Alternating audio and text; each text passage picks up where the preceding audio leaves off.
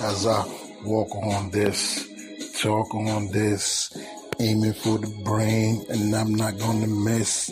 Let me get to the point. I'm about to rip this joint. New King of New York, that's what they will anoint and play it every hour. Yours, mine is ours, blowing like the towers, and we getting this power. You never lose hardly. We the secured party, and we just getting started, and we begging your pardon. Primo is the artist, his foes dearly departed. How many bet their life and they couldn't afford it? It's alright, it's alright here, it's alright here. And if you know like I know, then it's alright there. If you know like I know, then it's alright there. We are in the information age. This is Do You Know Your Value page.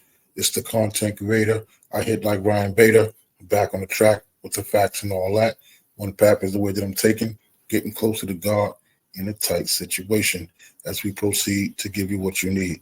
We're going to continue with the discussion of the people responsible for the national debt. In the presentation today, I went back to the video that Yusuf El did on his channel. Shouts out to Yusuf El. He does a great presentation on Meet Your Straw Man by Moses Washington. And in it, there was another paragraph that I feel is very pertinent to the topic of our discussion. And we're going to go over that paragraph today and see if we can get some words that will, see if we can define some words that will help us better to understand this question: are the people responsible for the national debt? And I would say yes.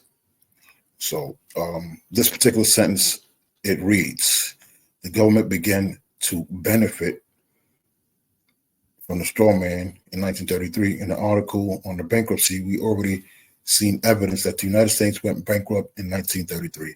When this happened, the governors of all the states met to discuss what should be done.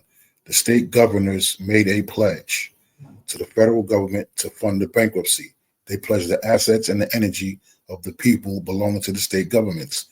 It would back the government and secure the national debt, but there was one problem.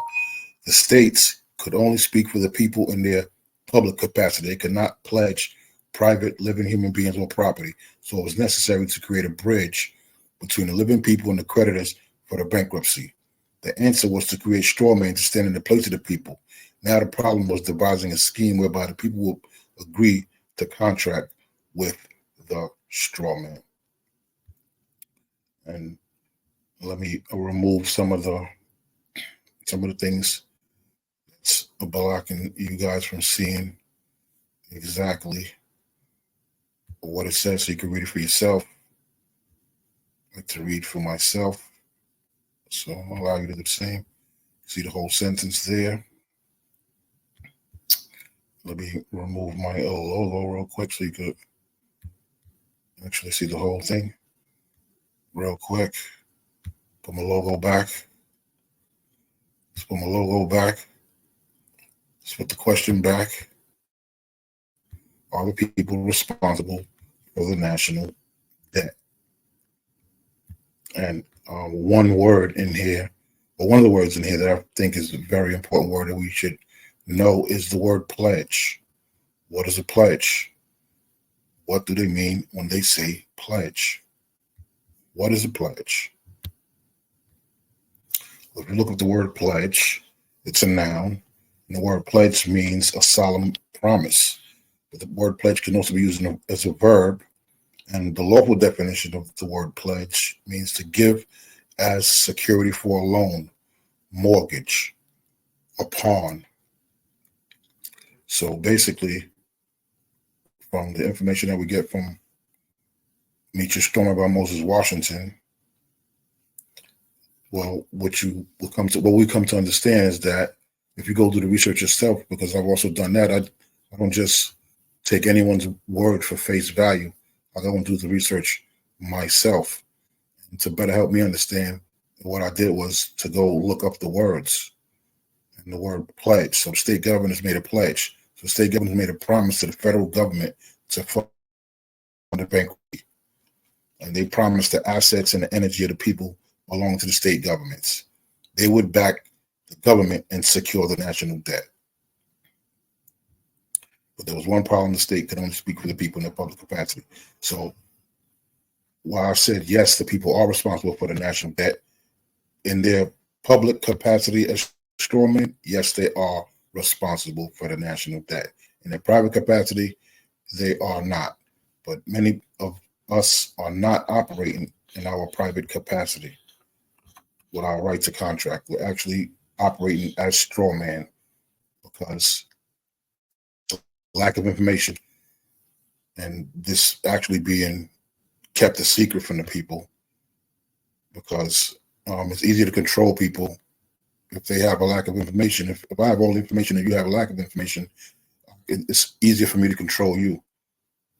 Just like any game, if I know the rules and you don't know the rules, well, I'm going to be a lot better at the game than you are.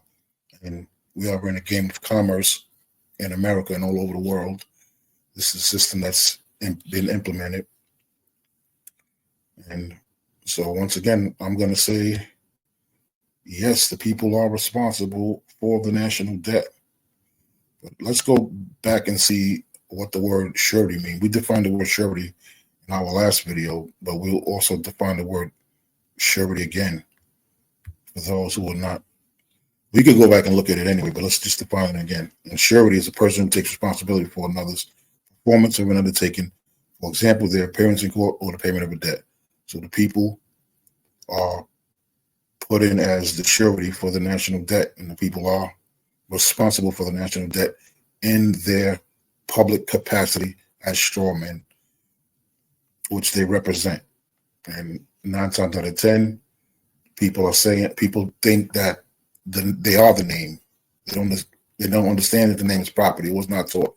Most of us went to public schools, so you got a compulsory education, which is, even if you graduate and you have a high school diploma, you probably can read on a 3rd grade level. And that's just the facts. Taken from my high school graduate myself. And I learned a lot more when I got out of high school, teaching myself and looking up the meaning of words, getting myself a law dictionary, because I come to find out that many words mean something different in the law. Like the word pledge, all right, it's a solemn promise, but who would think that a pledge would be, in the law, it means something given in security for a loan, or a pledge is a mortgage. How many people have mortgages and they understand that their mortgage is a pledge? But this one, too, I'm going to make it short and sweet, folks. We're not going to make it too long, but we definitely want to make them strong.